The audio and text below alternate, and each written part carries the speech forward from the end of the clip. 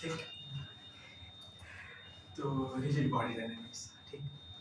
देख सबसे पहला बात है रिजिड बॉडी क्या होता है। उधर नहीं देखो, मेरे यहाँ है। क्या है रिजिड बॉडी? क्या रिजिड बॉडी? रिजिड बॉडी का क्या मतलब होता है? देखिए ये वर्ड ही तेरे को बता रहा था कि बॉडी रिजिड है। रिजिड मतलब जो खुद में चेंज नहीं लाने देना चाहता, जो खुद में चेंज नहीं लाने देना चाहता। नहीं बोलते कि लड़का बहुत रिजिड है, सुनता नहीं है, ठीक। जैसे मान ले बेटा कि ये एक बॉडी है, हाँ अगर ये एक बॉडी है तो अगर इस पे फोर्स लगाएगा ऊपर से, इसके शेप में चेंज आएगा कि नहीं आएगा? अगर बहुत हाई प्रेशर लगा दोगे तो पिचक जाएगा ना ये, ठीक है। तो इसके शेप में चेंज आएगा, तो ये रिजिड बॉडी नहीं कहलाएगा। रिजिड बॉडी का ये मतलब है कि आप उस पे कितना भी फोर्स लगा दो उसके शेप में कभी भी चेंज नहीं आएगा, उसको क्या बोलेंगे? Rigid body. आगे बात समझ में? After applying a large amount of force, if the shape of body does not changes, then that body is known as rigid body। कोई तकलीफ? वैसे रिजिड बॉडी की अगर अपन बात करेंगे, पूरे काइनेमेटिक्स देखेंगे, पूरा लॉज ऑफ मोशन देखेंगे, तो उस पूरे चैप्टर को बोलते हैं रिजिड बॉडी डायनामिक्स। क्या बोलते हैं? Rigid body dynamics. Rigid body समझ गया अपन कि उस पे कितना भी फोर्स लगा दो उसके शेप में कोई चेंज नहीं आने वाला। लेकिन एक्चुअल बात करा जाए तो इस दुनिया में ऐसा कोई भी बॉडी नहीं है जो रिजिड है क्या? कोई ऐसा बॉडी है जिस पे बहुत फोर्स लगा दो चेंज ना हो? हर बॉडी पे अगर तुम बहुत अमाउंट ऑफ फोर्स लगाओगे तो थोड़ा बहुत इसमें चेंज जरूर आएगा ही आएगा। Perfect rigid body, ideal rigid body जैसा कोई कॉन्सेप्ट ही नहीं था, होता ही नहीं। आगे बात समझ में? जैसे याद कर लो कि स्ट्रिंग के बारे में पढ़ते थे कि स्ट्रिंग क्या है? मासलेस है। क्या है? पर एक्चुअल में मासलेस होता है क्या? थोड़ा बहुत तो मास रहता ही है। तो हम लोग क्या पढ़ते हैं? आइडियल कंडीशन पढ़ते हैं। क्या पढ़ते हैं? और वो आइडियल कंडीशन कभी भी मतलब प्रैक्टिकली पॉसिबल नहीं हो पाता है। जैसे बोले कि एक आइडियल स्टूडेंट कैसा होना चाहिए? पढ़ने वाला होना चाहिए, फालतू का बात ना करे, इधर उधर ध्यान ना भटकाए। कोई ऐसा बच्चा हो सकता है जिसका ध्यान ना भटके इधर उधर? आइडियल कुछ भी पॉसिबल नहीं होता, वैसे आइडियल रिजिड बॉडी भी नहीं होता। तो अपन मान के चलते कि अगर रिजिड होगा तो क्या होगा। आगे बात समझ में? देखो चैप्टर का नाम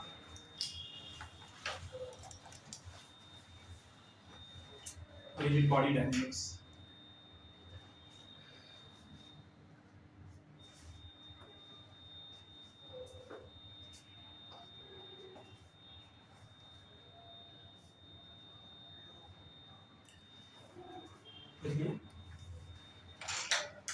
The branch of physics, the branch of physics, the branch of physics which deals with, the branch of physics which deals with, the branch of physics which deals with the rigid body, the rigid body, the rigid body, the rigid body, comma its kinematics, and its whole dynamics, and its whole dynamics, its kinematics and its whole dynamics, and its whole dynamics, and its whole dynamics। Simple सी बात है यार। अपन किसके बारे में पढ़ रहे हैं? रिजिड बॉडी के बारे में, उसका काइनेमेटिक्स के बारे में और इसके डायनामिक्स के बारे में। काइनेमेटिक्स याद है क्या था? काइनेमेटिक्स क्या था? Study of effect of force. याद है? सबका पहला लेक्चर में यही पढ़ा था, ठीक है? Study of effect of force. और डायनामिक्स क्या था? Study of force. तो यहाँ पे भी रिजिड बॉडी में पहले ये पढ़ेंगे कि अगर इस पे फोर्स लगाओगे तो क्या क्या होगा, और फोर्स जो लगा रहे हो वो कैसा कैसा पॉसिबल हो सकता है, तो उसको डायनामिक्स बोल देंगे। आगे बात समझ में ना? तो इन सब के बारे में अपने को यहाँ पे पढ़ना है। अब ध्यान से सुनिए। अब रिजिड बॉडी डायनामिक्स में जो पहला टॉपिक पढ़ना होता है उसको बोलते हैं सेंटर ऑफ मास। क्या बोलते हैं बाबू? सेंटर ऑफ मास। अब सेंटर ऑफ मास क्या है पहले अपन समझने की कोशिश करते हैं, क्योंकि एक ब्रॉड कॉन्सेप्ट है, बहुत अच्छा खासा कॉन्सेप्ट है, उसको समझना ज्यादा इंपॉर्टेंट है रादर देन लिखना। आगे बात समझिए। तो पहले फील करें कि सेंटर ऑफ मास है क्या भाई? सेंटर ऑफ मास है क्या? पहले समझने की कोशिश करते हैं। मेरे को एक बात बताओ, जैसे मान ले कि ये एक बॉडी है। अच्छा एक चीज और, एक अभी तक अपन जो भी पढ़ रहे थे ना वो पार्टिकल के बारे में पढ़ते थे। किसके बारे में पढ़ते थे? पार्टिकल। और अब जो पढ़ेंगे वो बॉडी के बारे में पढ़ेंगे। पार्टिकल और बॉडी में क्या अंतर है सर? पार्टिकल का मतलब एक छोटा सा पॉइंट, एक छोटा सा पॉइंट जिसका लेंथ ब्रेथ हमें दिखाई ना दे, जिसका लेंथ ब्रेथ डिफाइंड ना हो। आगे बात समझ में? बॉडी क्या होता है? जिसका कुछ ना कुछ डायमेंशन हो। जैसे ये बॉडी है कि पार्टिकल है? ये बॉडी है, इसका है रेडियस है, लेंथ है, वॉल्यूम है। आगे बात समझ में? पर अगर मैं एक छोटा सा पॉइंट ऐसे ले लिया उसका दिखेगा तेरे को लेंथ ब्रेथ? नहीं दिखेगा। तो पार्टिकल का मतलब होता है whose dimension can not be defined और बॉडी क्या होता है, which dimension can be defined. ठीक है, तो अभी तक बेटा अपन जो भी पढ़े थे ना वो पार्टिकल के बारे में पढ़े थे। किसके बारे में पढ़े थे? अब हम पढ़ेंगे बॉडी के बारे में, जिसमें अच्छा बॉडी क्या है, तो ये ढेर सारे पार्टिकल से मिलकर बना होगा, ढेर सारे पार्टिकल से मिलकर बना होगा। तो अब बॉडी की बात कर रहे हैं अपन, मतलब इसमें एक पार्टिकल नहीं है भाई साहब, अनंत पार्टिकल्स हैं, infinite number of particles are there in a single body. अब इस पूरे बॉडी पे बात करने जा रहे हैं। ठीक, चल छोटा सा एक्सपेरिमेंट।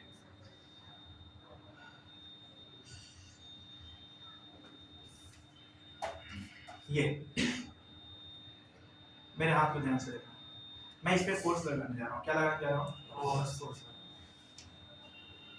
यहाँ पे फोर्स लगा ऊपर में, चलने की कोशिश कर रहा है कि घूम रहा है, घूम रहा है, अभी घूम रहा है, अभी घूम रहा है, अभी घूमा, पर अगर यहाँ फोर्स लगा तो क्या हुआ? जब कोई बॉडी एक ऐसे मोशन में चले जिसमें हर एक पार्टिकल का डिस्प्लेसमेंट सेम हो, क्या हो? हर एक पार्टिकल का क्या हो? Displacement same. वैसे मोशन को बोलते हैं ट्रांसलेशनल मोशन। क्या बोलते हैं? Translational motion. यहाँ से देखना बेटा, अगर ये बॉडी ऐसे चल रहा है ना, देख ऊपर वाला पॉइंट जितना इधर गया होगा उतना ही नीचे वाला पॉइंट भी इधर गया होगा। सबका लीनियर डिस्प्लेसमेंट सेम है क्या? सबका लीनियर डिस्प्लेसमेंट सेम। इसको, इस मोशन को अपन क्या बोलेंगे वैसे में? Translational motion. क्या बोलेंगे? Translational motion. तो तकलीफ यहाँ पे, अब ध्यान से सुनो, अगर मैं यहाँ फोर्स लगा रहा था तो ये घूम रहा था ना बेटा, मेरे को पता क्या यहाँ इस सिचुएशन में हर एक पार्टिकल का सेम डिस्प्लेसमेंट है क्या? ऊपर वाला देखिए इतना चला गया, नीचे वाला थोड़ा सा गया, तो सबका लीनियर डिस्प्लेसमेंट डिफरेंट है ना, सबका लीनियर डिस्प्लेसमेंट डिफरेंट।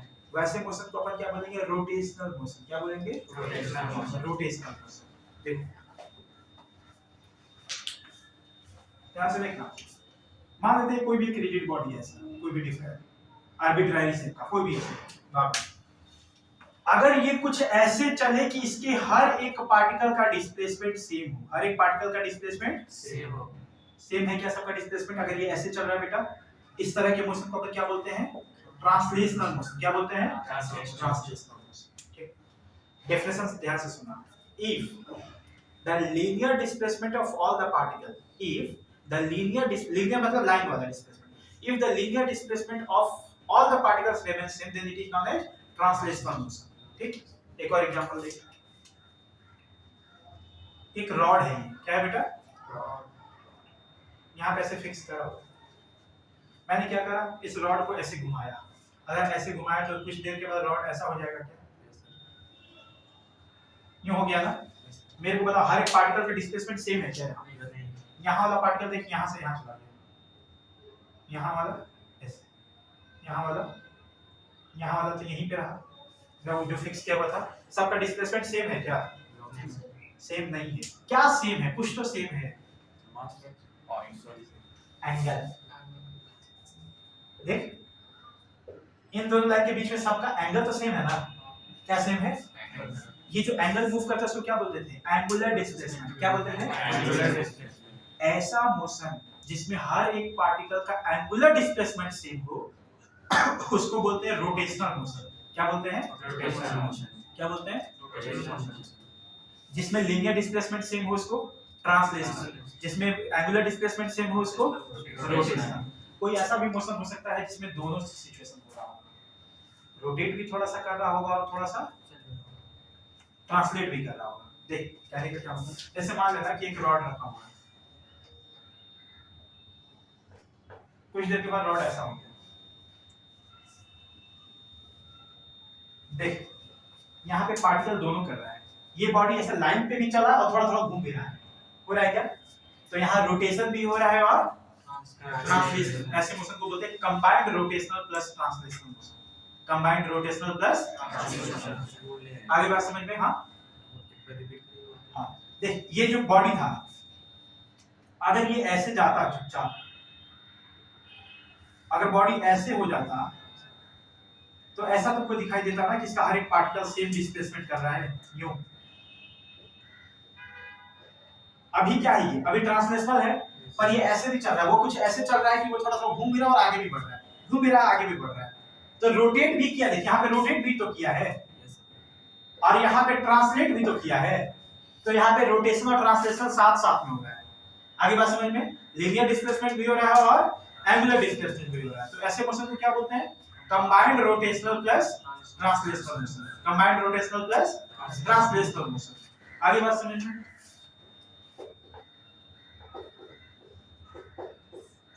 क्या लिखा हुआ पढ़ लोगे? क्या है? सीआरटीएम नहीं, ऐसे नहीं पढ़ना है। Combined rotational plus translational motion. यहां तक बात समझ में आई क्या? ट्रांसलेशनल मोशन किसको बोलते हैं? हर एक पार्टिकल का लीनियर डिस्प्लेसमेंट सेम होगा तो ट्रांसलेशनल, हर एक पार्टिकल का एंगुलर डिस्प्लेसमेंट सेम होगा तो रोटेशनल। अगर रोटेशन भी होगा और ट्रांसलेशन भी होगा तो उस मोशन को क्या बोलेंगे? Combined rotational plus translational. कोई तकलीफ यहां तक? लिख सकते हो, लिखो। ट्रांसलेशनल मोशन, ट्रांसलेशनल मोशन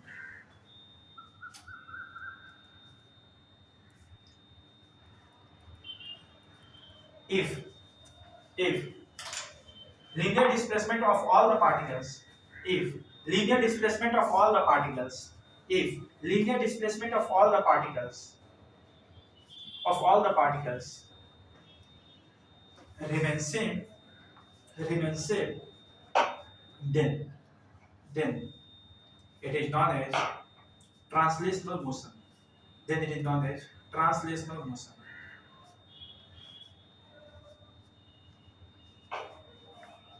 कभी कभी ट्रांसलेशनल मोशन को ऐसे भी बोलते हैं, प्योर ट्रांसलेशनल मोशन। क्या बोलता है?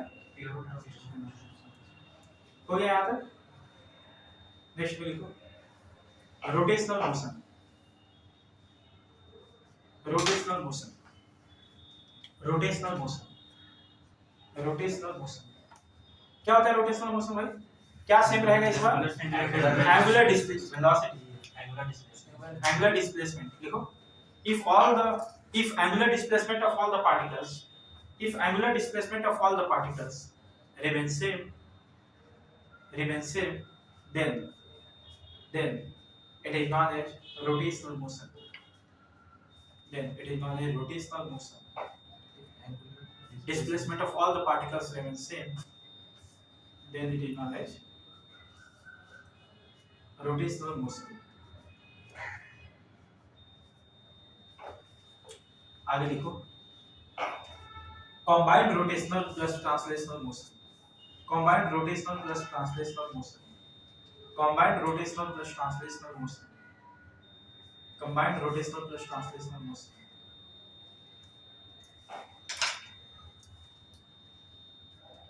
देखो if both translational as well as if both translational as well as rotational motion takes place simultaneously,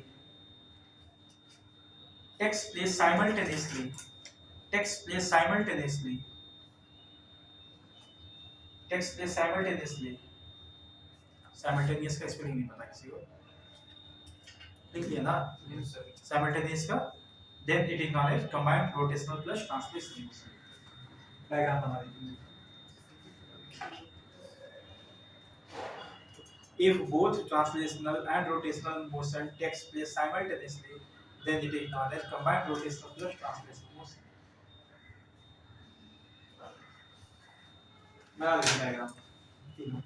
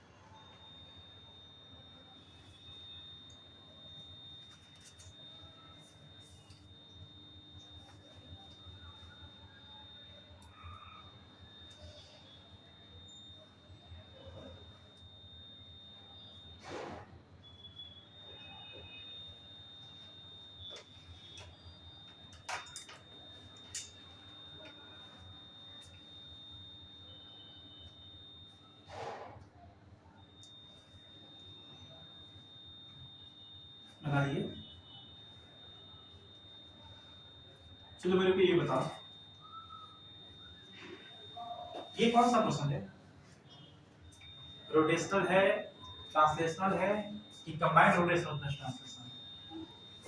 एक बॉल है, उसको ऐसे फेंका गया है कि उसका सेंटर का वेलोसिटी भी कुछ है और वैसे घूमता फिरता जा रहा है। जब तुम ये स्पिन, क्रिकेट खेलते हो सब, जब स्पिन करते हो तो इस तरह से बॉल फेंकते हो क्या? क्यों करते हो ऐसे? ताकि घूमता हुआ भी जाए और आगे भी बढ़े। इसीलिए ना, अगर तुम सीधा बॉल अगर ऐसे फेंकते हो यूं ऐसे, तो केवल वो सीधा सीधा ऐसे जाएगा। पर तू जब ऐसे करके फेंकता है, जैसे घूम भी रहा होता है और आगे भी बढ़ रहा होता है, तो रोटेट भी कर रहा है और ट्रांसलेट भी कर रहा है। तो ये क्या है? Combined rotational plus translation. मेरे को बुद्धि लगा के एक बात, क्या इस पार्टिकल में, इस पूरे बॉडी में कोई एक ऐसा पॉइंट है क्या जो केवल ट्रांसलेशनल कर रहा है, वो घूम नहीं रहा है? सोच के बताओ। सेंटर। अगर सेंटर के पॉइंट को देखोगे ना, तो वो बस ऐसे चलता हुआ दिखाई देगा, वो थोड़ी घूमता हुआ दिखाई देगा यार, वो तुमको घूमता हुआ नहीं दिखाई देगा। मेरे को बता, तुम ज्यादा आसानी से किस पार्टिकल के मोशन को एनालाइज कर पाओगे?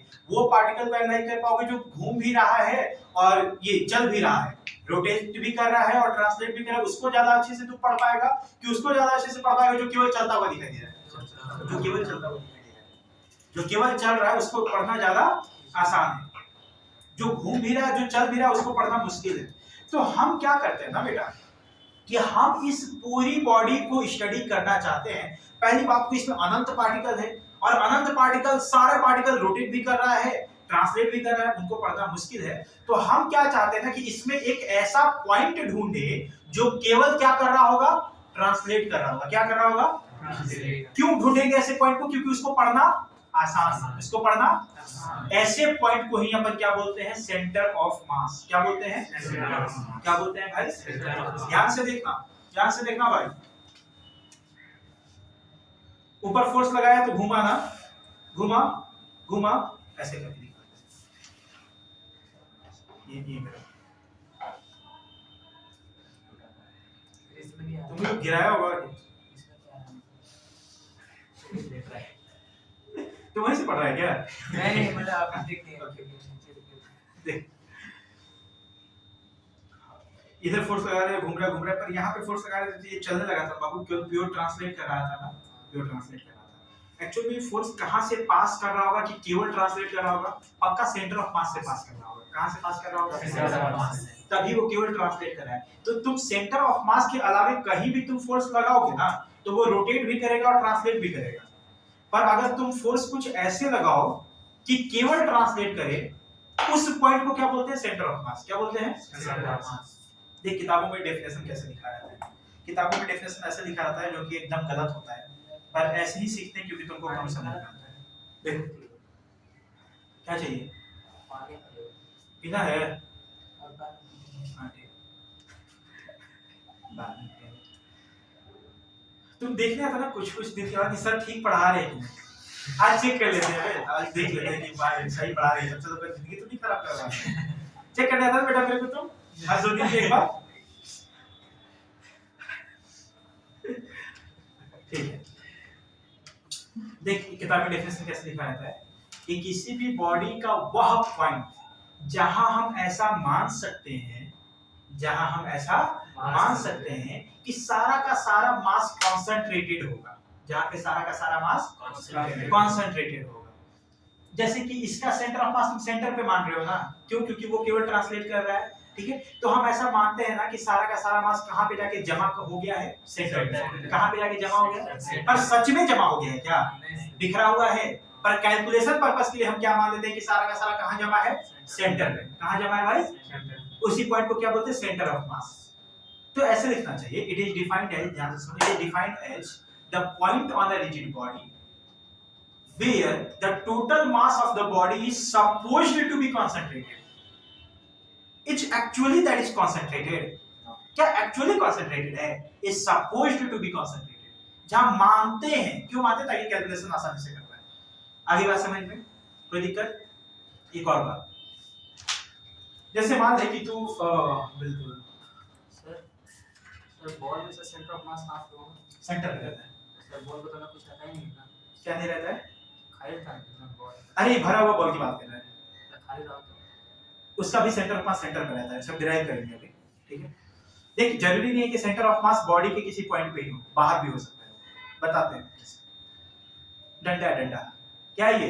डंडा डंडा के साथ क्या किया जाता है? फेंका जाता है बनता नहीं है। फेंका जाता है, मान लीजिए हम इसको ऐसे फेंक रहे हैं तो ये कैसे चलेगा, ध्यान से देखना, ये केवल ट्रांसलेट करेगा, रोटेट करेगा, ये दोनों कर सकता है, ऐसे चलेगा। देख डंडा ध्यान से देखना, इस तरीके से चलेगा, दोनों कर रहा है क्या? आगे भी बढ़ रहा है, घूम भी रहा है और ऐसे जाके गिर रहा है। ठीक, मेरे को बताओ इसके हर एक पार्टिकल को तू अलग अलग से स्टडी कर पाएगा क्या? अनंत पार्टिकल्स है उसमें, अगर मैं इसको रोटेशन भी दे रहा हूँ, ध्यान से देखना, इसको मैं रोटेशन भी दे रहा हूँ, ट्रांसलेशन भी दे रहा हूँ, मतलब ऐसे आगे भी वेलोसिटी से फेंक रहा हूँ और ऐसे घुमाते हुए फेंक रहा हूँ, तो ये कैसे चल रहा होगा बेटा? कुछ देर के बाद ये कैसा हो गया होगा, फिर कुछ देर के बाद और घूमेगा, फिर कुछ देर के बाद अरे रे रे रे, एक और चेक करने आया, बैठ जाओ बैठ जाओ बैठ जाओ, स्वागत है तुम्हारा, मेरे पास फूल रहे तो तू पक्का तुमको बनाते। ऐसे चलेगा क्या? ऐसे चलेगा। हर एक पार्टिकल को स्टडी कर पाना पॉसिबल नहीं। देखिए इसमें एक पार्टिकल ऐसा है ना बेटा जो केवल ट्रांसलेट कर रहा है, जो केवल ट्रांसलेट कर रहा है, उसको पढ़ना आसान है। वो उसी पॉइंट को क्या बोलते हैं पर? सेंटर ऑफ मास। क्या बोलते हैं? एक पार्टिकल बीच वाला जो है ऐसा लग रहा है कि केवल ट्रांसलेट कर रहा है, तो इसको पढ़ना ज्यादा आसान है। तो सबसे पहली बात, इसको खोजोगे तभी तो पढ़ पाओगे, कहाँ है सेंटर ऑफ मास, कहाँ है सेंटर ऑफ मास, उसको खोजेंगे तभी तो सेंटर ऑफ मास का कॉन्सेप्ट क्यों आया? ताकि हम एक रिजिड बॉडी को किसमें कन्वर्ट करके कैलकुलेशन करें? पार्टिकल में। किसमें कन्वर्ट कर दें? हमको अगर इसको एनालिसिस करना होगा ना बेटा, इस पूरे डंडा के मोशन को एनालिसिस करना होगा, तो हम सारे पार्टिकल को नहीं कर पाएंगे, तो हम ऐसा मानेंगे ना कि आप क्या करो कि इसके सेंटर ऑफ मास को स्टडी कर लो। किसको स्टडी कर लो? सेंटर ऑफ मास को स्टडी कर लो, तुम्हारा सारा स्टडी कंप्लीट हो जाएगा। आगे बात समझ में? तो कॉन्सेप्ट कहां से आया, समझ में आया ना? क्योंकि आप पूरे रिजिड बॉडी के हर एक पार्टिकल को स्टडी नहीं कर पाएंगे, तो आप उसका एक ऐसा पॉइंट ढूंढेंगे जो केवल ट्रांसलेशन कर रहा होगा, उसी को सेंटर ऑफ मास बोलेंगे। ऐसा क्यों करते? ताकि कैलकुलेशन आसानी से हो जाए। आगे बात समझ में? कॉन्सेप्ट समझ में आया? सेंटर ऑफ मास का कॉन्सेप्ट क्यों आया होगा? डेफिनेशन लिखवा रहे, डेफिनेशन में मत मारो, कुछ और बात है। हाँ,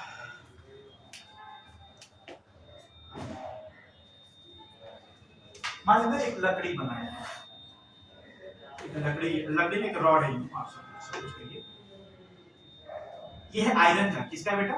आयरन मतलब लोहा। और यहाँ पे एक लकड़ी जोड़ दी है। क्या जोड़ दी है? लकड़ी। कौन ज्यादा भारी होता है? दोनों एक सेम रखे हैं। तेरे को क्या लग रहा है सेंटर ऑफ मास किधर होगा? सेंटर पे होगा, इधर कहीं होगा कि इधर कहीं होगा?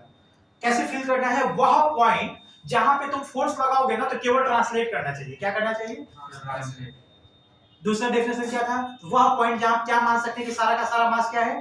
कंसंट्रेटेड है। ठीक, फील करके बताओ तो तू कहां पे फोर्स लगाएगा इस बॉडी पे? ऊपर से फोर्स लगाएगा, कहां फोर्स लगाएगा बेटा? सर वहां पे लगाएंगे जहां पे बॉडी बैलेंस हो जाए। ऐसे रखा हुआ है, ऐसे क्यों ऐसे रखा हुआ है? देख इधर मान, देखो ध्यान से इसको देखो, इधर क्या है? ये लोहा है और इधर क्या है? लकड़ी है। तेरे को क्या लग रहा है फोर्स इधर लगाना चाहिए लकड़ी के साइड सेंटर पे कि थोड़ा सा लोहा के साइड? क्या फील हो पा रहा है? देखो ये सब चीज ना कैलकुलेशन से नहीं आती, ये सब चीज तेरे को फील करना पड़ेगा तभी अच्छे सवाल आएगा। इधर लोहा है और इधर लकड़ी है। अरे लोहा इतना भारी कि एकदम नीचे मरा पड़ा होगा, चिपका हुआ होगा। लकड़ी को लगाएगा तो लकड़ी आगे बढ़ने लग जाएगा, लोहा चिपके रह जाएगा। तो तुमको क्या कोशिश करना चाहिए कि ज्यादा लोहा की साइड में फोर्स लगाए, तो अपने आप को केवल ट्रांसलेट करने लग जाएगा। तो तेरे को क्या लग रहा है सेंटर ऑफ मास इधर होना चाहिए ना? कहीं पे फील हो पा रहा है? किधर होगा? लोहा की तरफ। किधर होगा भाई? लोहा की तरफ। अगर ये ऐसा होता है, एक ऐसा रॉड होता है कि ये भी आयरन ये भी आयरन, तब तेरे को कहां फोर्स लगाना पड़ता? सेंटर पे। तब कहां लगता? सेंटर पे। आगे बात समझ में? कहां पे लगता भाई? तो सेंटर ऑफ मास फील हो रहा है थोड़ा बहुत, क्या हो सकता है? कहां फोर्स लगा कि चुपचाप ट्रांसलेट कर दे, वो है सेंटर ऑफ मास। अब कैलकुलेशन कैसे करेंगे वो आएगा धीरे धीरे, अभी फीलिंग वाली बात है। ठीक, तुमको एक बार अच्छा सा बताते हैं। तुम लोग वो देखा कभी रोड पे ऐसे दो बांस गाड़ दिया, बीच में रस्सी बांध दिया और एक लड़की को खड़ा कर देता है और लड़की चलती है, देखा ऐसे चलते हुए? पर लड़की जो चलती है खाली हाथ नहीं रहती है, डंडा लेके चलती है बड़ा सा, देखा है? डंडा क्यों लिए रहती है? डराने के लिए, बैलेंस बनाने के लिए। क्यों करती है? देख, जब लड़की इधर गिरने लगती है ना तो डंडा इधर कर देती है, तो मास थोड़ा सा इधर शिफ्ट हो जाता है, सेंटर ऑफ मास। वो चाहती है ना कि पूरा सिस्टम का सेंटर ऑफ मास रस्सी पे रहे। कहां पे रहे? ध्यान से सुनना। जैसे मान ले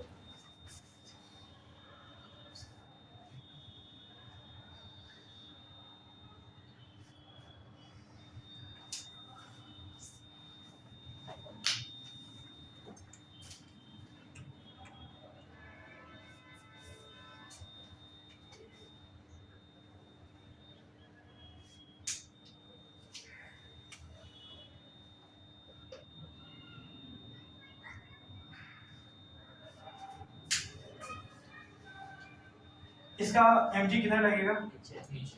ऐसा ना, इस तरीके से लगेगा भाई। mg देख, अब मेरे को देख, फिगर मत देख, तेरे को ज्यादा अच्छा समझ में आएगा। ये जो लाइन नीचे, ये जो लाइन है ना, ये लाइन रस्सी है। क्या है? बीच वाला लाइन देख रहा है मेरा, ये रस्सी। हम यहाँ पे खड़े हैं, ऐसे चलने की कोशिश कर रहे हैं, बीच में डंडा है मेरा। मेरे से जो mg जा रहा होगा, कहां से पास करना चाहिए कि मस्त हम चुपचाप बैलेंस कर सकते? उसी धागा पे पास करना चाहिए। धागा से ये जो mg है ना, धागा से पास करना चाहिए। क्यों सर? तभी मेरे वो जो नॉर्मल है और मेरा जो धागा है उसको बैलेंस कर पाएगा, उसको बैलेंस कर पाएगा। आगे बात समझ में? तो होता क्या था कि अगर इधर गिरने लगी, मतलब सेंटर ऑफ मास इधर होने लगा, तो ये डंडा को थोड़ा इधर कर देते हैं, तो इधर करते तो थोड़ा मास इधर शिफ्ट होगा, तो फिर से धागा पे जाता है, तो मास तो चलते रहती है। आगे बात समझ में? अभी तक बस आपको ध्यान में क्या रखना है, सेंटर ऑफ मास का वह मतलब है कि किसी भी बॉडी पे कहां फोर्स लगा कि वो केवल ट्रांसलेट करे, उसको सेंटर ऑफ मास बोलेंगे। दूसरा डेफिनेशन क्या याद रख सकते हैं कि वह पॉइंट जहां पे सारा का सारा मास कंसंट्रेटेड है ऐसा मान सके। सच में कंसंट्रेटेड होता नहीं है। कोई दिक्कत? लिख सकते हो डेफिनेशन? देखो सेंटर ऑफ मास कॉन्सेप्ट क्यों आया था इंग्लिश में? ये सेंटर ऑफ मास का कॉन्सेप्ट क्यों आया था? क्योंकि उसमें ढेर सारे पार्टिकल्स होते हैं, सबको स्टडी कर पाना पॉसिबल नहीं है, तो हम एक ऐसा पॉइंट ढूंढते हैं जो केवल ट्रांसलेट कर रहा है ना। देखो centre of mass, centre of mass, center of mass, it is defined as the point, it is defined as the point at which the total mass of the body, it is defined as the point, it is defined as the point at which total mass of the body is supposed to be concentrated, it is supposed to be concentrated. It is defined as the point at which total mass of the body, it is defined as the point at which total mass of the body is supposed to be concentrated, it is supposed to be concentrated. ठीक है, उसको क्या बोलते हैं बाबू? Centre of मास। जब कुछ lines हम ऐसा बोल देते हैं ना जो लिखवा देंगे, तो तुम लोग को लगे कि लिख लेना चाहिए, तो फटाक से लिख लिया करो कहीं। फीलिंग के लिए क्या याद रखना है बेटा? कहां पे फोर्स लगाएं? ऐसे पॉइंट पे लगाएं जो केवल क्या करे? ट्रांसलेशन करे। उसी पॉइंट को क्या बोलोगे? सेंटर ऑफ मास। ठीक है ना? देखिए आगे अब बात करते हैं कि सर फार्मूला क्या हो सकता है सेंटर ऑफ मास का। एक फार्मूला पे बात करते हैं, फार्मूला क्या होता है?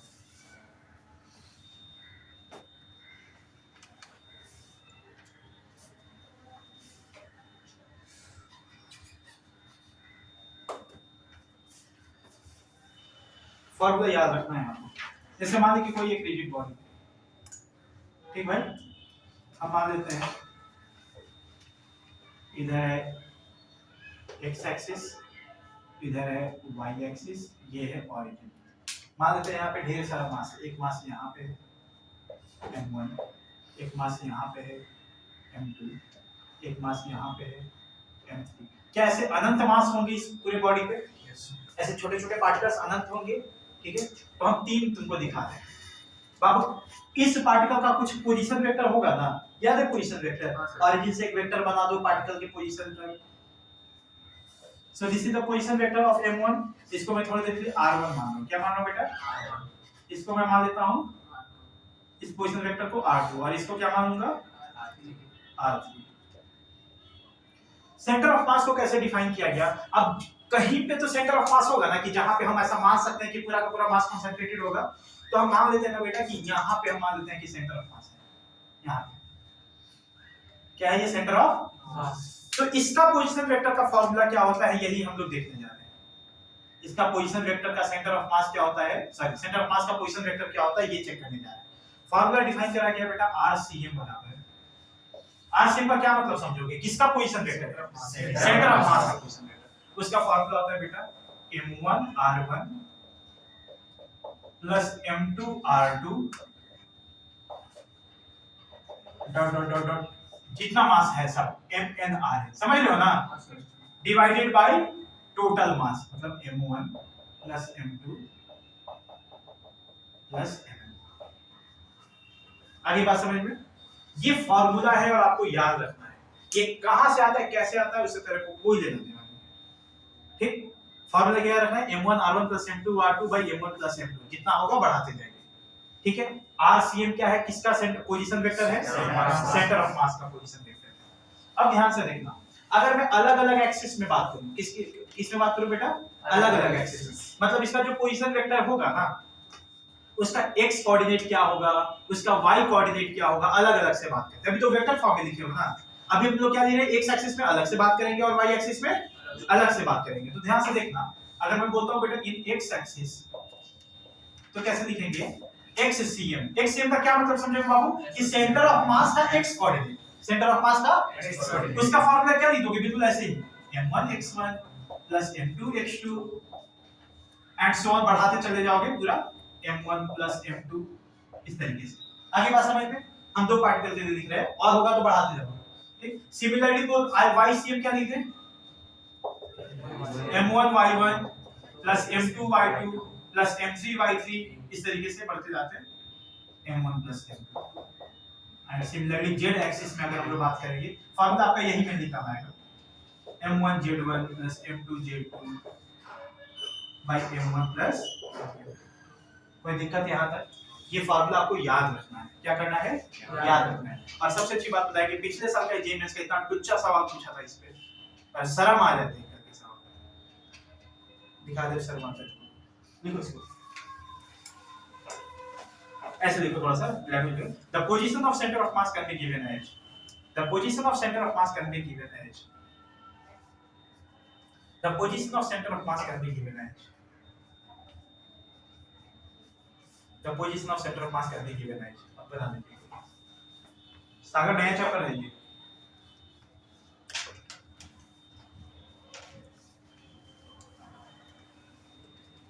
डायग्राम, हाँ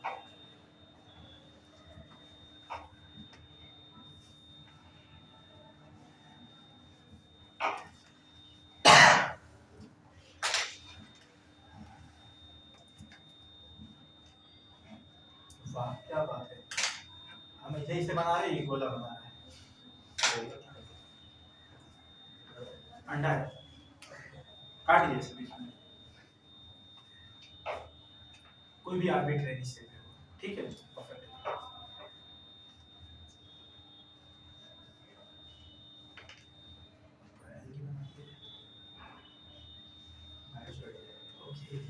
तेरा डायग्राम अच्छा होगा फिर, कैसा कैसा डायग्राम बनाना रहता है,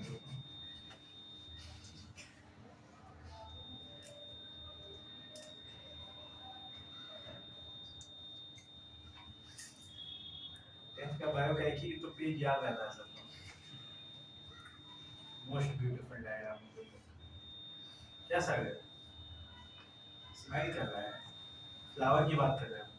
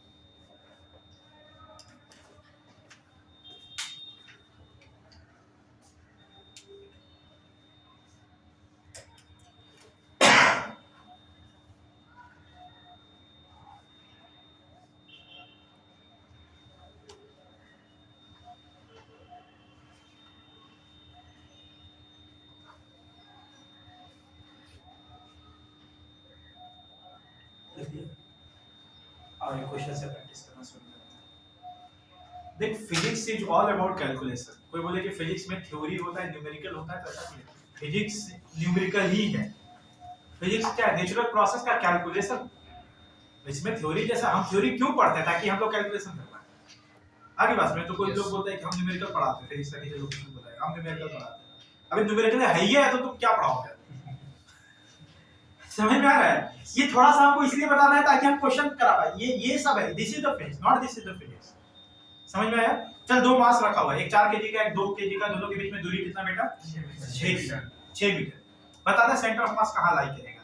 तू बस अपनी बुद्धि से सोच लो किधर लाई कर सकता है सेंटर ऑफ मास। यहां बिल्कुल सेंटर में, किस 4 की तरफ कि 2 की तरफ? 4। ये फील हो रहा है ना? Yes sir. It is important. चल अब कैलकुलेशन करते हैं। देख जब भी तेरे को फार्मूला क्या बेटा, एक्स एक्सिस में लिखेगा तो m1 x1 m2 x2 m1 m2, तो x1 x2 तो तेरे को देना है ना। x1 x2 मतलब कोऑर्डिनेट ना। क्या देना है? कोऑर्डिनेट। तभी तो डिफाइन कर पाओगे जब तुम पहले ओरिजिन मानोगे, x एक्सिस मानोगे, y एक्सिस मानोगे।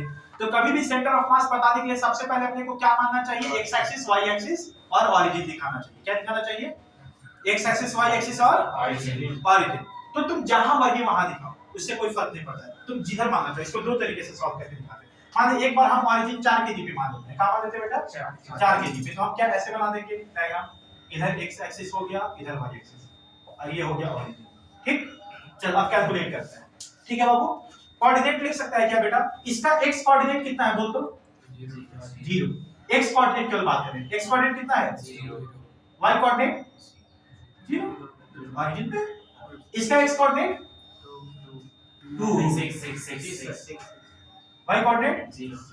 क्या दिखाई दे रहा है? x cm कैलकुलेट कर ले। बोल formula m1 x1 m2 x2 m1 x2। m1 इसको मान लो, इसको m2 मान लो। m1 कितना हो गया बेटा? 4। m1 x1 कितना है इसका? 0 प्लस m2 2 और इसका x2 6 divided by m1 m2 मतलब 4 प्लस 2। x cm कितना हो रहा है देख? 2, ये तो गया 0, 6 दूनी 12 डिवाइडेड बाय 2 मीटर आ गया क्या? एक्स। y कोऑर्डिनेट निकालोगे, y cm निकालोगे तो m1 y1 plus m2 y2 bye m1 plus m2 क्या मिलेगा? 0 ही ना रहेगा। देख अगर दो मास ऐसे है तो सेंटर ऑफ मास इन्हीं के बीच में कहीं ना कहीं होगा। तो y कोऑर्डिनेट इसका क्या होगा? हमेशा 0 होगा। तो कॉमन सेंस से दिख जाता है कि अगर दो मास है तो पक्का सेंटर ऑफ मास कहीं ना कहीं इसी लाइन पे होगा। तो उसका y कोऑर्डिनेट तो 0 ही होगा। क्यों? x कोऑर्डिनेट निकालना चाहिए अपने को। तो ये बेकार का दिखा के कोई फायदा नहीं। अब ये पहला में दिखा दिया। आगे बात समझ में? तो कहां पे सेंटर ऑफ मास लाई कर रहा है अगर हम डायग्राम में दिखाना चाहें बता दो मेरे को। हम यहां एक फिगर यहां पे बना रहे थे, एक और इसमें हमेशा दिखाएंगे। ये 4 के लिए था वो, ये 2 के लिए था।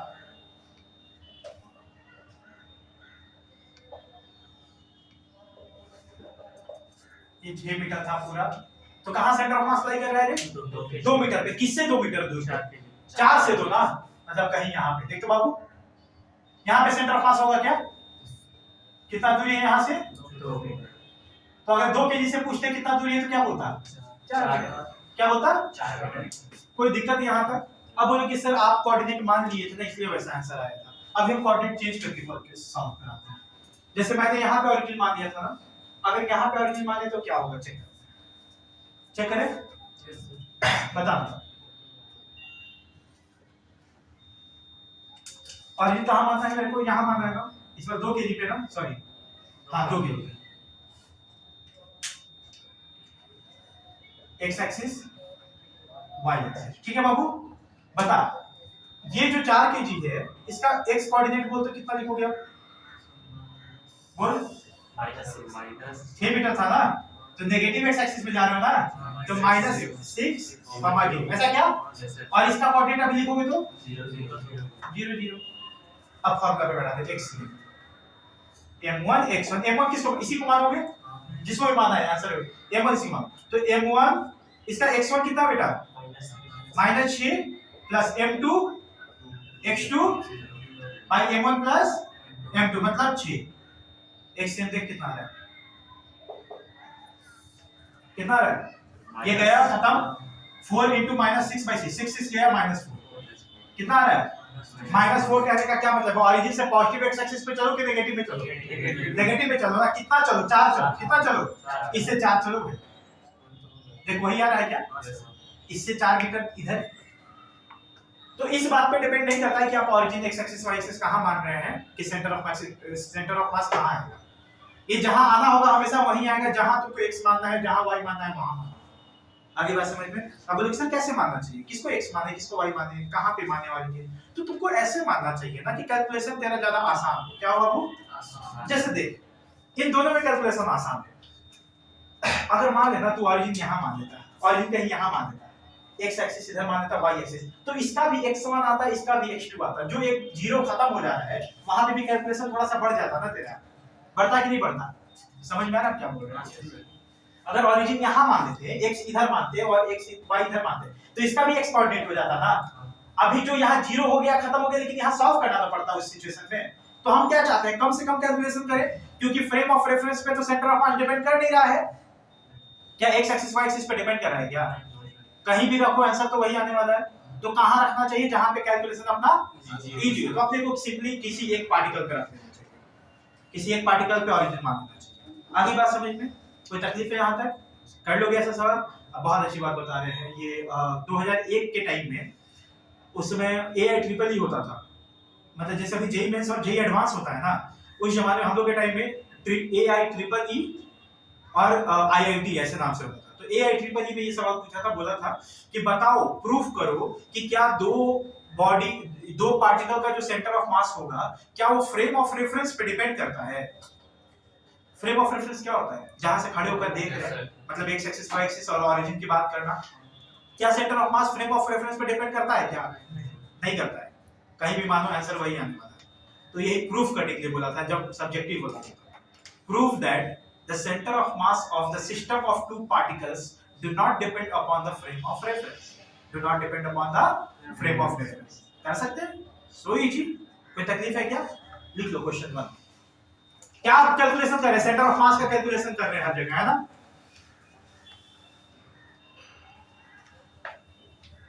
दोनों तरीकों से लिखते हैं ताकि ध्यान रहे आपको कि centre of mass frame of reference पर डिपेंड नहीं कर रहा।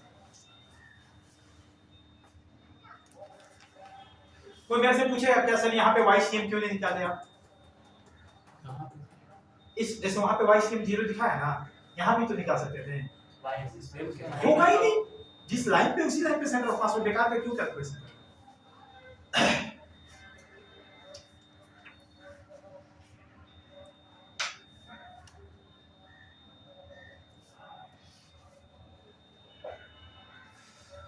सागर समझ में आ रहा है?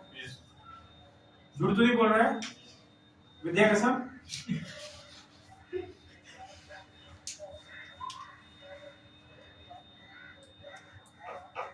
बचपन विद्या कसम से बहुत डर लगता है। विद्या चली जाएगी।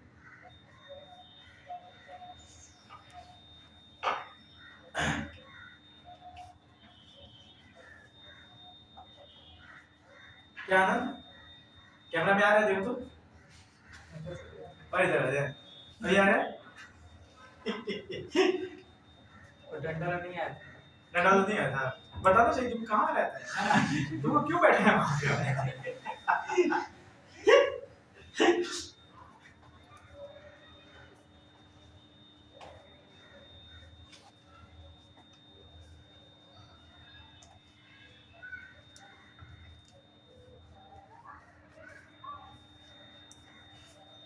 सागर तेरे से बात करना। देखो इधर मेरी तरफ बात ये करना था ना कि हम सुबह में 6 बजे सोते हैं, हम 1 बजे उठते, तो उसके बीच में मेरे से कुछ भी सवाल पूछने के लिए कॉल 6 सुबह 6 से लेकर के 1 बजे तक।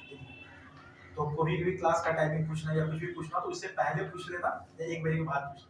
उस बीच में डिस्टर्ब नहीं करना, है ना? नहीं, काम करते हैं। झाड़ू पोछा नहीं रहे। कहाँ पर के गरीब मास्टर है, इनका उनका ढोता पढ़ाते हैं बेटा। हम अमेरिका के बच्चों को पढ़ाते हैं।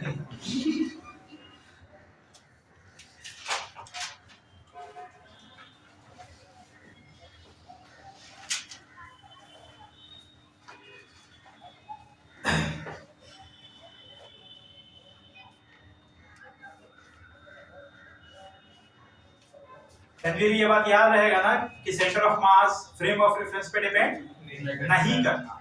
आप कहीं भी मानना वहां चाहिए जहां से कैलकुलेशन आसान हो।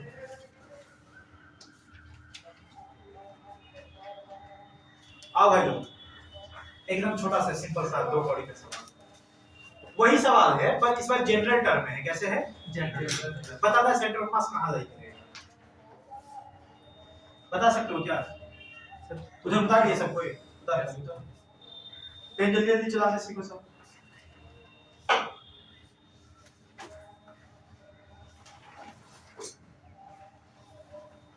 हो गया?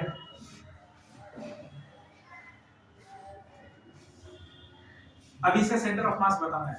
तुम ओरिजिन कहां मानना चाहोगे? m1 पे मान लो। m1 पे अगर मान लेते हैं तो इधर x एक्सिस हो गया बेटा, इधर y एक्सिस हो गया। फटाक से बोल HCM का फार्मूला क्या है? m1 x1 plus m2 x2 by m1 plus m2। बता m1 उसका कोऑर्डिनेट x कोऑर्डिनेट 0 m2 उसका x coordinate divided by m1 plus m2 विकास समझ में आ रहा है? देन रिस्पांस ठीक है यहां तक? यहाँ पे ओरिजिन मान लिया तो इसका x कोऑर्डिनेट l दूर पे है ना बेटा, m2 x2 by m, तो कितना आंसर हो जाएगा x रे?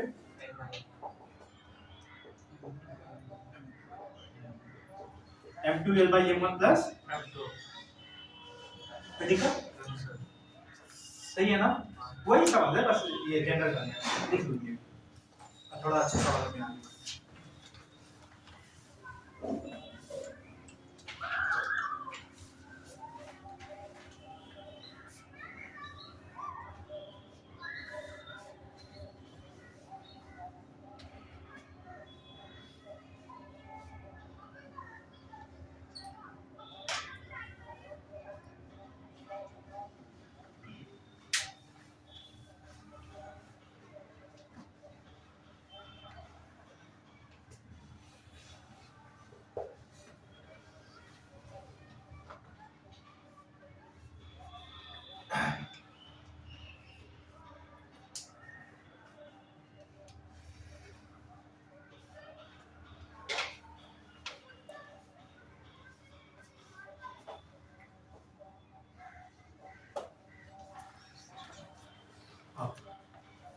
दो मास है, क्या है?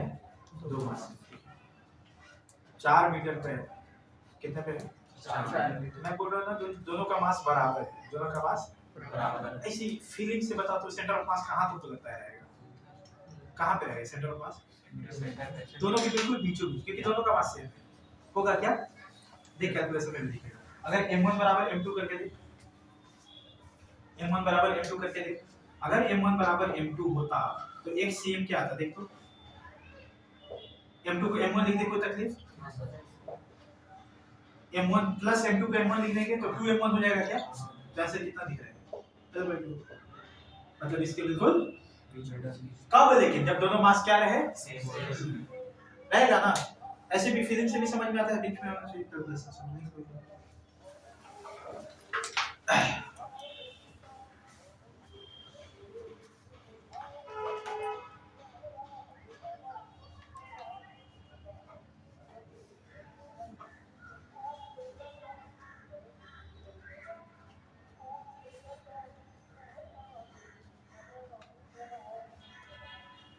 हाथ उठाओ ऐसे, देखो तो सब कोई कैमरा में आ रहा है, देखो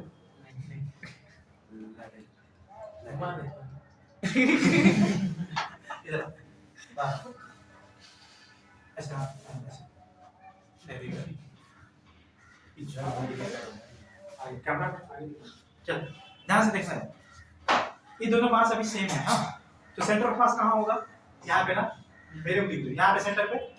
इसका मास अगर बढ़ने लगा तो सेंटर ऑफ मास किधर जाएगा? सोच लो, जिधर ज्यादा मास होगा, जिधर ज्यादा मास होगा, इधर यूं यूं यूं यूं यूं यूं, और अगर मास इसका बढ़ने लगता तो इधर। समझ में आ रहा है क्या? ये कैसे हुआ? जिधर ज्यादा मास होगा उधर ही ना शिफ्ट करेगा सेंटर ऑफ मास। अब ये भी यहाँ से प्रूव कर सकते हैं, ये भी यहाँ से प्रूव किया जा सकता है। आगे बात समझ में थोड़ा। अब मेरे को देखो, ये मास हम बढ़ा रहे हैं, सेंटर ऑफ मास किधर शिफ्ट करा? इधर ही शिफ्ट करा है, क्या कर रहा है ना?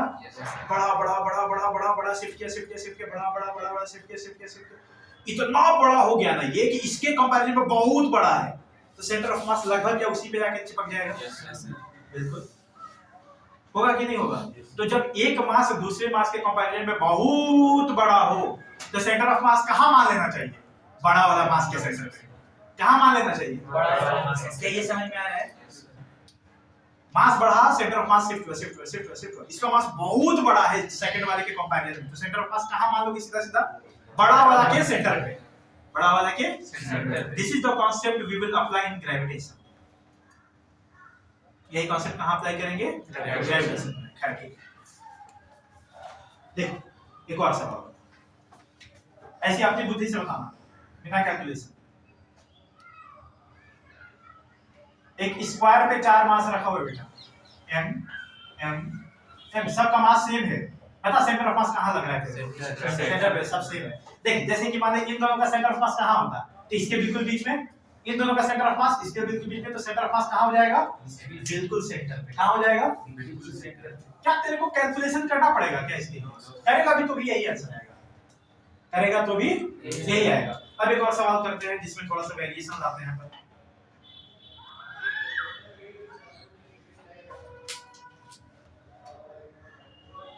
इस बार इस मास को रख लेते हैं 2m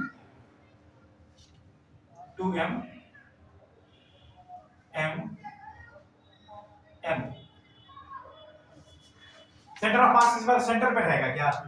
ऊपर में ज्यादा मास है, पक्का थोड़ा सा ऊपर शिफ्ट करने वाला होगा। चेक करते हैं कहाँ जाएगा सेंटर ऑफ मास, एग्जैक्टली कहाँ होगा। तो जैसे सेंटर ऑफ मास का सवाल करना पड़ेगा बेटा, सबसे पहले ओरिजिन डिसाइड करना चाहिए। ओरिजिन मान लो इसको, इधर x मान लो और इधर y मान लो, ठीक। सबका कोऑर्डिनेट लिखने पहले बता दो इसका कोऑर्डिनेट क्या लिखना है? 0, इसका कोऑर्डिनेट विकास बोलेगा क्यों? इसका कोऑर्डिनेट विकास, अच्छा ये जो है ना सब l l लेंथ का है, तो साइड है कितना है? बता इसका कोऑर्डिनेट क्या लिखोगे? जी नहीं, कैसे कोऑर्डिनेट लिखते हैं बेटा कि उस पॉइंट पे पहुंचने के लिए x में चलो फिर y में चलो। x में कितना चलोगे? यहां से चलोगे l चलोगे ना, y में कितना चलोगे? जी नहीं चलोगे। यही कोऑर्डिनेट हो गया तेरे पास। आनंद बोल फटाक से इसका कोऑर्डिनेट बोल इसका। सर l 0 है, x में l चले फिर y में भी l चले ना बेटा, l by l, l comma l, ठीक है। इसका कोऑर्डिनेट क्या लिखोगे? x में यहां पे पहुंचना है ना, यहां पहुंचने के लिए x में नहीं चलेंगे 0, फिर y में कितना चल गया l। कोऑर्डिनेट में किसी को दिक्कत? ऐसे कोऑर्डिनेट लिखना आएगा सबको? अल्तमस यस सर, कोई दिक्कत नहीं। कोऑर्डिनेट कैसे लिखते हैं? x में चलो कितना चलो लिख दो कॉमा, y में चलो कितना चले लिख दो कॉमा, फिर z में देखो कितना चल रहा हो लिख दो कॉमा। z में चल रहे हैं क्या? बाहर थोड़ी आ रहे हैं, एक ही प्लेन पे, तो z हमेशा 0 है। कोई तकलीफ इसमें? अब लिख सकते हैं ना, ये कैलकुलेट कर सकते हैं। बोल xcm का फार्मूला क्या लिखते हैं बेटा अपन? m1 x1 m2 x2 m3 x3 m4 x4 by m1 m2 m3 m4 सारा लिख देते हैं, फटाक से पुट करा जाए। बोल m1 कितना है? m coordinate 0 plus m coordinate l plus 2m coordinate l plus 2m coordinate 0 divided by all the masses का sum m plus m2 m2m 2m 4m plus 6 कितना हुआ? 6 कोई दिक्कत? No sir. कितना चल रहा है? ये दोनों तो गए हो, ml plus 2ml 3ml by 6m 3ml by 6m कितना चल रहा है? l by x कोऑर्डिनेट कहीं यहाँ पे, अभी y कोऑर्डिनेट निकाल दिया जाए। y कोऑर्डिनेट बोल फटाफट बोल। m1 y1 तो m into 0 plus m into 0 plus m 2m into l plus 2m into l क्या बात है? कितना 6 कितना आंसर आएगा?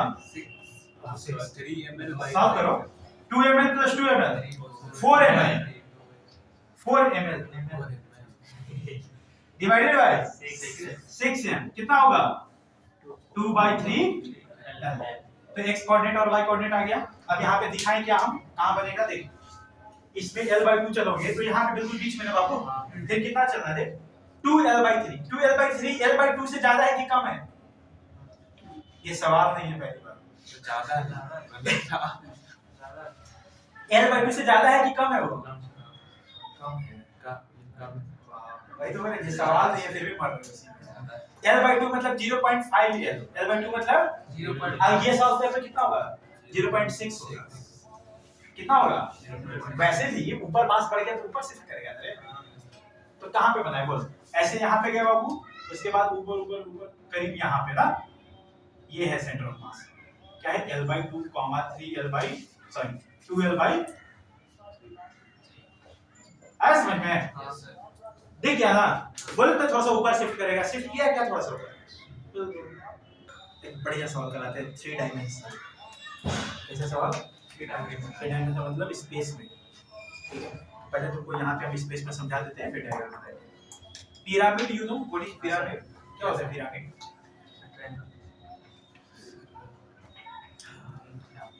पता है सर हाँ पता है सर, बस आपको समझा नहीं पा रहे हैं।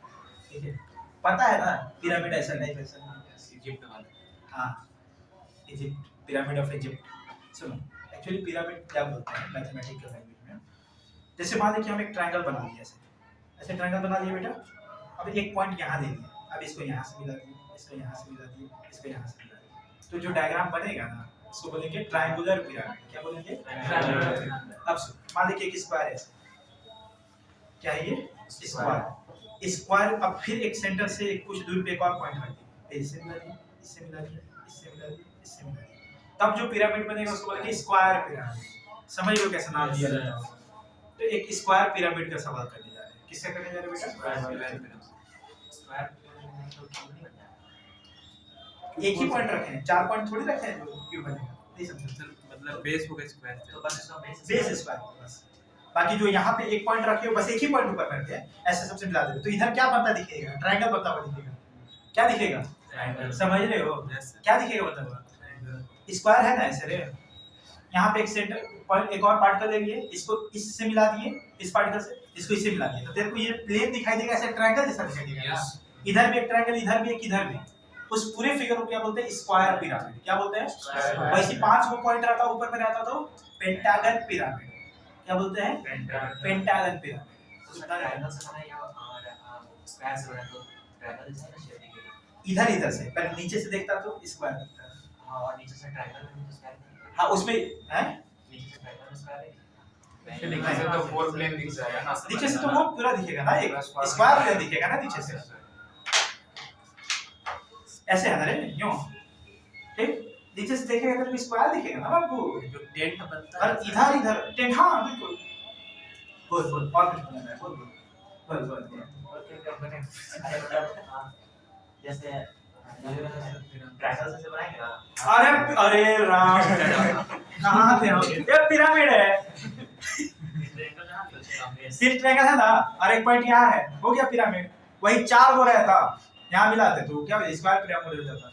ठीक है ठीक है, तेरे से हम डिस्कस सर उसको भी लगाए 4 बजे नहीं नहीं समझ गए। ज्यादा एक्सपेरिमेंट मत करिए सर वो रॉक गार्डन में तो है ना वही वाला चार्टर सबसे पहली बात तो रॉ गार्डन क्यों गया? गाने और देखे हैं। अच्छा गया तो तू यही सब देखा? ये खराब। अरे चलो गया ठीक है, पिरामिड देख रहे हैं, स्टूडेंट है ना लड़का भी है तू। क्या ठीक है, अब याद आ गया। ठीक है, स्क्वायर पिरामिड पे सवाल कर रहे हैं। स्क्वायर पिरामिड के हर एक वर्टेक्स पे मास रखा हुआ है m। क्या रखा हुआ है बेटा? m। और ऊपर में भी m ही रखा हुआ है। इसका सेंटर ऑफ मास कहाँ होगा? थोड़ा सोचते हैं, पहले सोचते हैं फिर हम सब कराएंगे। अच्छा स्क्वायर, पहले स्क्वायर का बात करते हैं। स्क्वायर का सेंटर ऑफ मास कहाँ होगा? उसके एकदम सेंटर पे ना। ठीक, अब तू ऐसा मान, सेंटर ऑफ मास को क्या मान रहे थे बेटा? कि अपन मान सकते हैं कि सारा का सारा मास वहां क्या है? कॉन्सेंट्रेटेड है। तो तू ऐसा मान लेना कैलकुलेशन के लिए कि अब ये जो चारों मास था m m m m कितना हो गया? 4m। तो क्या मान ले कि 4m कहाँ पे रखा हुआ है? इसके सेंटर पे। कहाँ रखा हुआ है? सेंटर पे। सबको दिखाई दे रहा है क्या bench? m m m m था, ठीक। इन सब का सेंटर ऑफ मास इन चारों का केवल यहाँ पे होता, कितना मान लेते? 4m मास यहाँ रखा हुआ है। क्या मान लेते? अब दूसरा वाला पार्टिकल यहाँ पे है क्या, जो भी हाइट क्वेश्चन में दिया रहेगा यहाँ पे रखा हुआ है, तो दो मास है ना, इनका सेंटर ऑफ मास कहीं ना कहीं निकाल सकते हो ना, दो मास वाला सिस्टम से निकल जाएगा क्या। अब डायग्राम बनाए हम,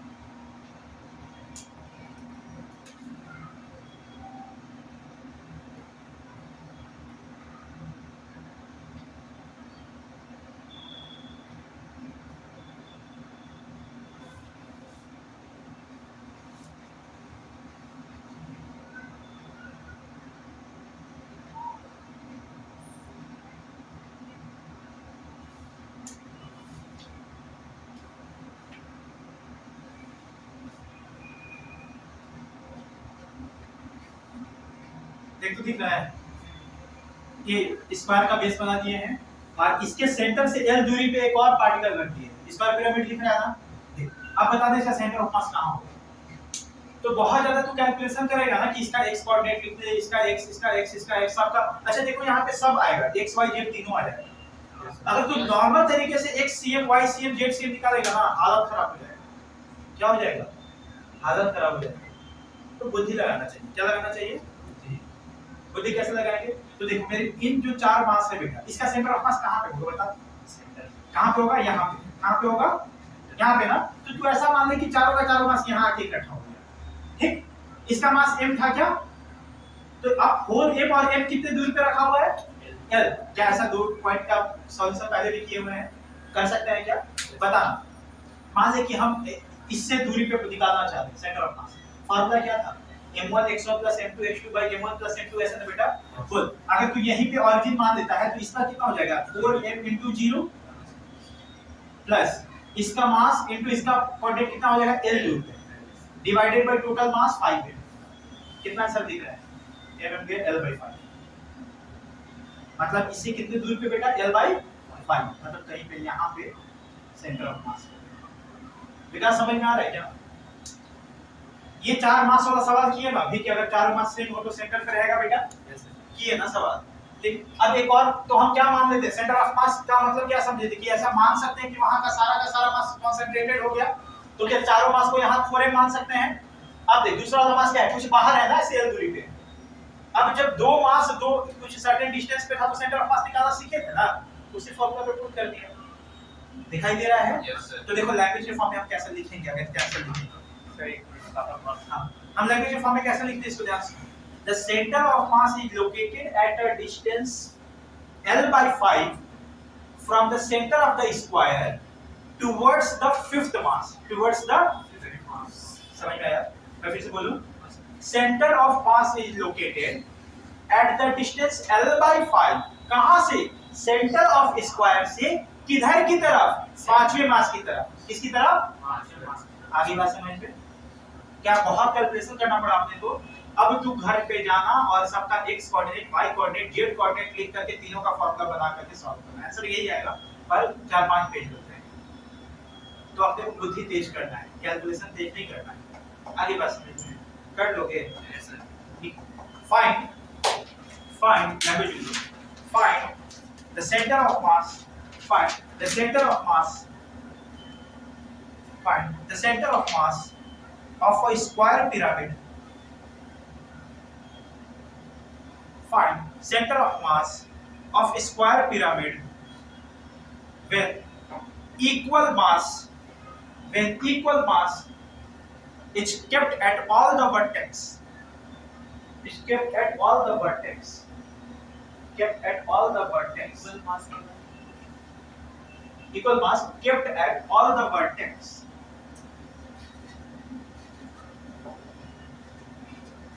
ठीक है, समझ में आया कि नहीं? डायग्राम पर देखते हैं, समझ में आया नॉर्मल तरीके से?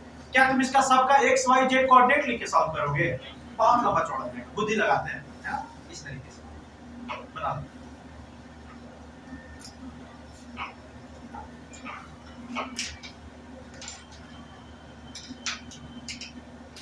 देख, अभी तक जो भी सवाल किए थे वो हम लोग पॉइंट मास का सेंटर ऑफ मास निकाल रहे, मतलब एक मास यहाँ, दूसरा मास यहाँ, तीसरा मास यहाँ।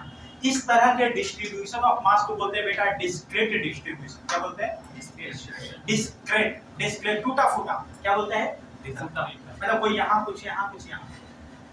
अब जो पढ़ेंगे वो कंटिन्यूअस डिस्ट्रीब्यूशन ऑफ मास में पढ़ेंगे। कंटिन्यूअस मतलब देख, एक मास ऐसे एकदम कंटिन्यू रख रहे हैं, एक यहाँ एक यहाँ एक यहाँ एक यहाँ एक यहाँ एक यहाँ, अब करीब रखे क्या बन जाएगा? रॉड। क्या बन जाएगा? रॉड। अगर कंटिन्यूअसली मास को रखते चले गए तो क्या बन जाएगा? रॉड। रॉड बन जाएगा। कंटिन्यूअसली मास को सर्कल पे रखते चले जाएंगे क्या बन जाएगा? रिंग।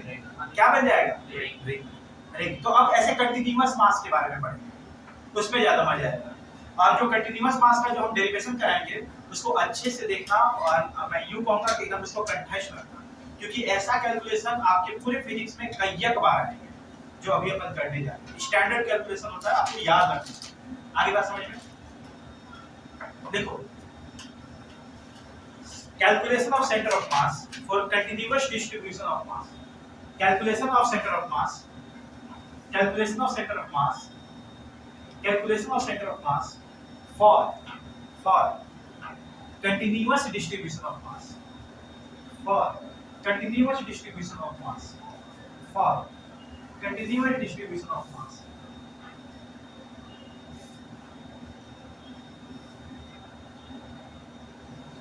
थोड़ा पहले फॉर्मूला समझ लो बेटा, पहले फॉर्मूला समझते हैं, उसके बाद अपन आगे बढ़ेंगे। एक सीएम का फॉर्मूला क्या लिखे थे छोटू भी? एक सीएम का फॉर्मूला क्या लिखे थे? m1 x1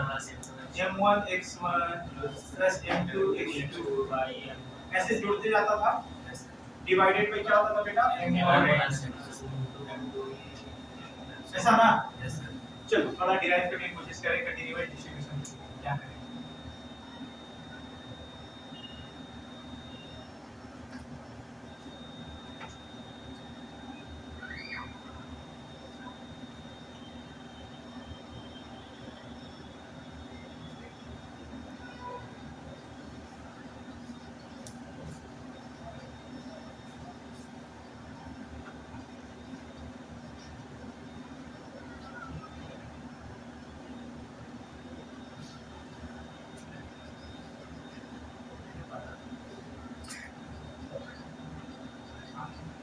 रॉड है, ये क्या है भाई?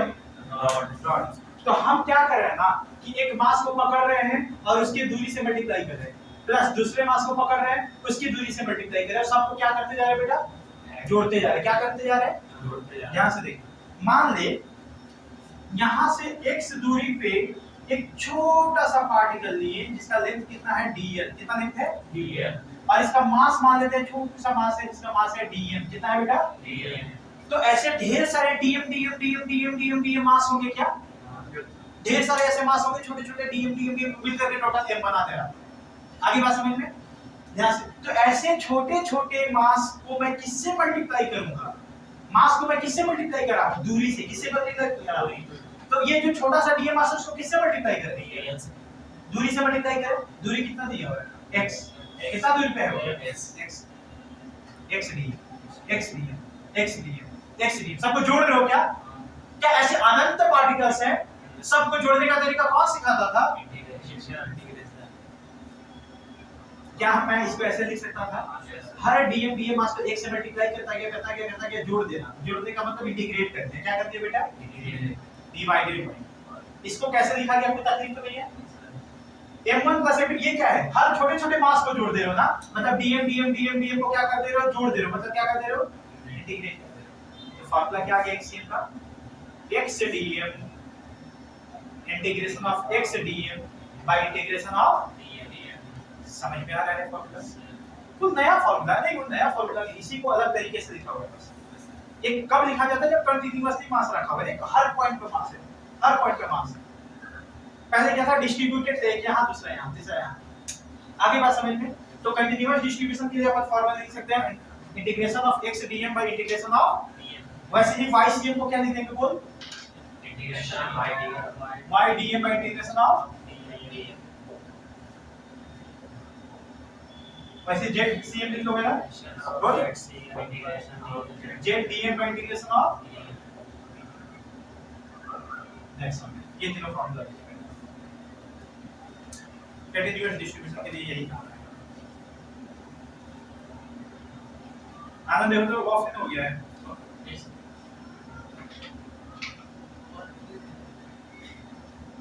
तो नहीं किया ठीक नहीं क्या से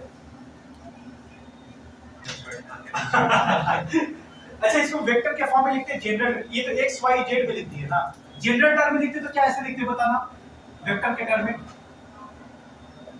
इंटीग्रेशन ऑफ r dm या फिर m1 r1 लिखते थे तो क्या ऐसे लिख सकते थे बेटा, जनरल टर्म में लिख सकते थे वेक्टर के फॉर्म में। तो इन वेक्टर फॉर्म rcm बराबर integration of r dm bye integration of in vector form rc बराबर होगा।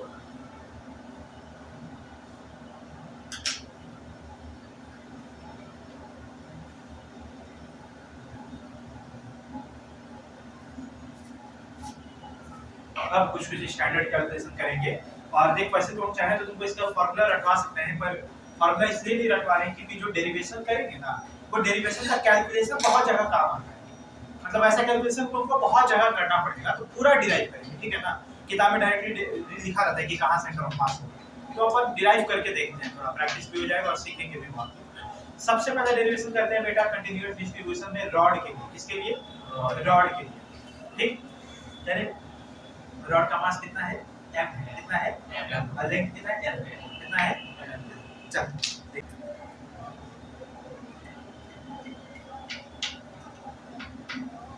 एक रॉड है जिसका मास m है बाबू और टोटल लेंथ l है इसका सेंटर ऑफ मास निकालना है। इसे क्या निकालना है, बुद्धि से तेरे को पता है कहां सेंटर ऑफ मास है, बिल्कुल बीच में, क्योंकि सब यूनिफॉर्म है ना, एक जैसा है, बिल्कुल बीच में होगा। पर कैलकुलेशन से सीखते हैं, बता इधर मान लेते बेटा y एक्सिस और इधर मान लेते हैं z एक्सिस और ये x एक्सिस और यहाँ पे ऑरिजिन, यहाँ पे origin कैसे सॉल्व करते हैं ध्यान से सुनना।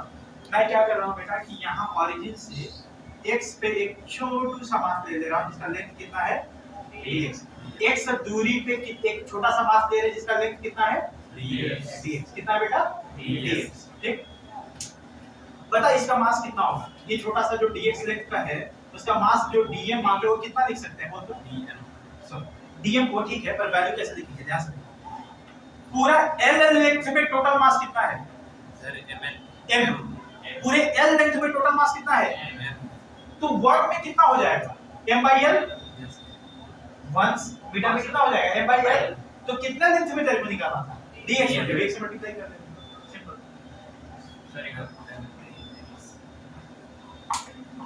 ये 5 फीट का है बेंच, कितने का है, ये 10 केजी का है, कितने का है, 10 kg।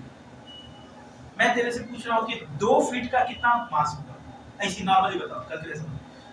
5 फीट का था ना, कितना केजी का था 10, मतलब एक फीट में कितना केजी है 2 केजी, कितना क्या हम पूछे थे 2 का, तो कितना हो जाएगा 4 केजी। कैसे निकाला, तो क्या किया कि पूरा मास डिवाइडेड बाय पूरा लेंथ किया, पूरा मास कितना था बेटा 10 केजी बाय पूरा लेंथ कितना था 5 फीट, तो 2 आ गया था ना कि 2 केजी पर फीट में कितना है 2 केजी है, पर फीट में कितना है, तेरे को कितना फीट में निकालना था 2 फीट में, तो 2 से मल्टीप्लाई कर दिया, वैसे किया ना, वही तो किया।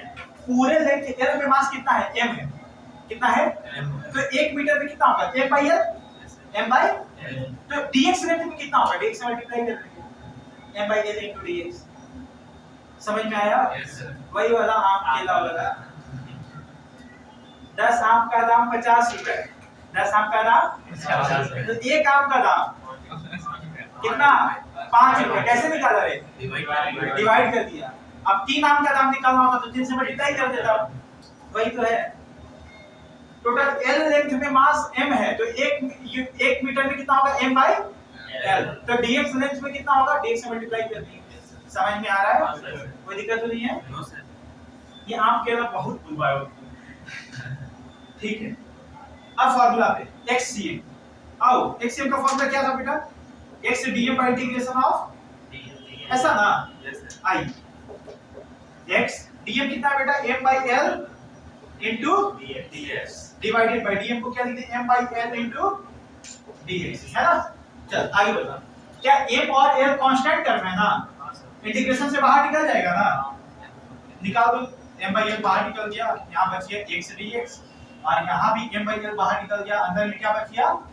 dx बस। क्या बच गया? डीएक्स। क्या ये कट गया? Yes sir. अब इंटीग्रेशन तुम सबको आता है, आता है ना? बता इसका इंटीग्रेशन। x का पावर n वाला फार्मूला था, x का पावर n + 1 / n + 1। ठीक है, अब हम फार्मूला नहीं बोलेंगे, डायरेक्टली बोल इसका इंटीग्रेशन कितना होगा? x² / 2 होगा। हाँ सर सर। चल उससे पहले थोड़ा सा एक चीज करते हैं, लिमिट पुट किया जाता है। क्या पुट किया जाता है? अच्छा मेरे को बताओ बेटा, मास कहां से या ओरिजिन से शुरू हो रहा है, गया कहां तक गया है? मैक्सिमम l तक। कहां तक गया है? तो देख यहाँ पे लिमिट ऐसे पुट करते हैं कि हम सॉल्व तो कर रहे हैं, पर लिमिट कहां से कहां, x का वैल्यू कहां से कहां लेना है? 0 से लेकर के कहां तक? 0 से लेकर के ये समझ में आया क्यों लिए हैं? क्योंकि मास 0 से स्टार्ट हो रहा है, l तक खत्म हो जाता है। ठीक, चलो बता इसको इंटीग्रेट कर दिए ना बेटा, कितना से रहा था? x² / 2 कहां से कहां? 0 से लेकर के l डिवाइडेड बाय dx का इंटीग्रेशन में x क्या होगा? x कहां से कहां तक? देखो फोटो की तरफ देखते रहे, इसका मतलब आपको ये नहीं पता चला कि तुम भूल गए। बता सॉल्व करो। अब इसको कैसे सॉल्व करते हैं याद है? ऊपर वाला वैल्यू पूरे में पुट कर दो माइनस, ये तुम लोग को नहीं सीखना, बेसिक अभी सिखा रहे ना, यहां तक तो आता था ना तुम लोग को। अब कैसे पुट करता है? देख ऊपर वाला जो वैल्यू है ना बेटा l, उसको जहां जहां x था वहां वहां पुट कर देना चाहिए, जहां जहां x था वहां वहां ठीक पुट कर दो बेटा। कैसे लिखोगे? l² / 2। अब ऐसे लिख लो माइनस, ये सॉल्व करने का तरीका सीखा। अब नीचे वाला जो वैल्यू है ना, जहां जहां x है वहां वहां पुट कर दो। ऐसे लिखोगे 0² / देख सकते हैं डिवाइडेड बाय, नीचे में भी वैसा ही काम करो, जहां जहां x है ऊपर वाला पुट कर दिए बेटा माइनस। समझ रहे हो? अब तो नहीं भूलोगे ऐसे लिमिट वाला सॉल्व करके। चलो अब बता कितना आंसर होगा? कितना आंसर होगा? ये तो गया खत्म। l² / 2 divided by l by 2 he answer आना चाहिए था ना, तब ना सेंटर पे आता। सर हां कहाँ कहां पे? ये ठीक है, यहां तक नहीं तो ठीक अच्छा इसे दिक्कत है। ऊपर यहां तक तो पता है इंटीग्रेशन करना। अब देख ऊपर में जो वैल्यू लिखा रहता है ना, उसको कहां कहां पुट करते हैं? जहां जहां x है, जहां जहां x है। ऐसे नहीं याद रखते, वैसे याद रखते हैं ना। तो किसके रिस्पेक्ट में डिफरेंशिएट कर रहा है? x के रिस्पेक्ट में ना। किसके रिस्पेक्ट में डिफरेंशिएट इंटीग्रेट कर रहा है? x के रिस्पेक्ट में ना। तो जहां जहां x है वहां वहां क्या पुट कर दोगे? ऊपर वाला वैल्यू। क्या पुट कर दोगे? ऊपर वाला वैल्यू। चल तो ऊपर x कहां है? यहां पे है ना, पुट कर दिए l² / 2 कर दिए, ब्रैकेट खत्म। माइनस अब जहां जहां x है वहां वहां नीचे वाला वैल्यू पुट कर। तो देख माइनस x² / 2 मतलब 0² / 2 डिवाइडेड वैसे ही ऊपर जहां जहां x है l पुट कर दे, ऊपर वाला वैल्यू पुट कर दिए माइनस। अब जहां जहां x है वहां वहां ठीक है, समझ में आया? अब सॉल्व करें l by 2 तो सेंटर पे होता है उसका सेंटर ऑफ मास। तो आज से हम लोग याद रखेंगे कि जब भी रॉड कोई दिखे यूनिफॉर्म, क्या दिखे? यूनिफॉर्म। तो उसका सेंटर ऑफ मास कहां होता है? उसके बिल्कुल सेंटर पे। ठीक है ना, हर बार सेंटर पे नहीं आएगा। चलो लिख लो।